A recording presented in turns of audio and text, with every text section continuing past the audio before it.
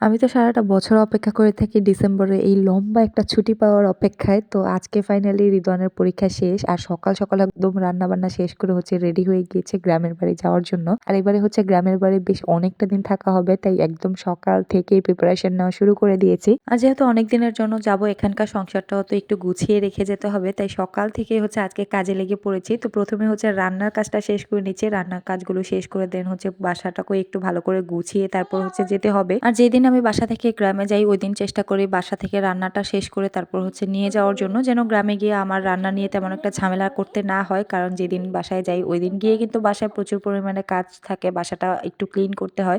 তো সেই জন্য রান্নার ঝামেলাটা যেন না থাকে, সেই জন্য রান্নাটা বাসা থেকে করেই নিয়ে যাওয়ার চেষ্টা করি। আর আজকে একটু বেশি পরিমাণে চিকেন রান্না করতেছিলাম। চিকেন হলে তো আমার বাচ্চাদের আর তেমন কিছুই লাগে না। তো চিকেনটাই রান্না করে একটু নিয়ে যাব, যেটা দিয়ে বাচ্চারা খুব মজা করে খেয়ে নিতে পারবে। তো এইদিকে আমি ভাতটাও বসিয়ে দিয়েছি। আমরা খাওয়া-দাওয়া করে তারপর দুপুরের পরে রওনা করব। তো এইজন্য সকালের সব কাজগুলোকে আগে, আগে গুছিয়ে নিচ্ছিলাম। তো এইদিকে মাংসটা কিন্তু খুব ভালো করে আমার কষানো হয়ে গিয়েছে। তবে খুব একটা ঝোল কিন্তু আজকে রাখবো না। যেহেতু অন্য একটা জায়গায় ক্যারি করে নিয়ে যেতে হবে, তাই ঝোলের পরিমাণটা থাকলে নিয়ে যেতে অনেকটাই প্রবলেম হবে। তো সেজন্য একটু শুকনো করেই মাংসটাকে রান্না করছি। তো পাশের চুলায় একটু লাল শাকও রান্না করতেছিলাম।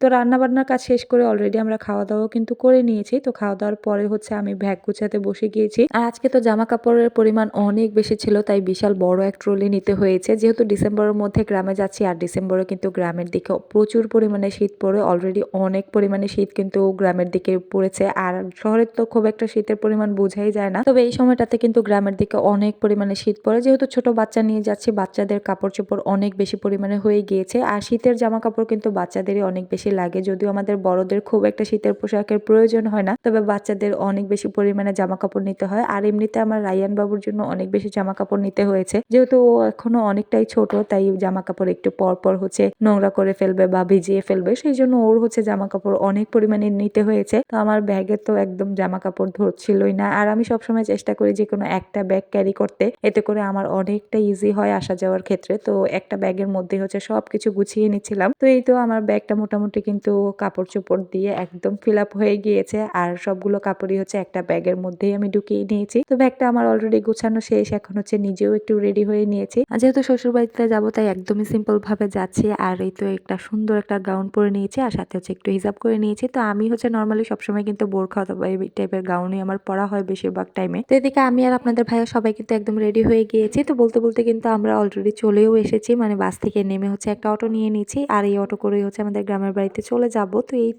এই ছিল আমার আজকের ভিডিও। পরবর্তীতে গ্রামের বাড়ির অনেক, অনেক ভিডিও আপনাদের সাথে শেয়ার করা হবে। তো কেমন লাগলো আমার আজকের ভিডিও অবশ্যই কমেন্টে জানাবেন। আল্লাহ হাফেজ।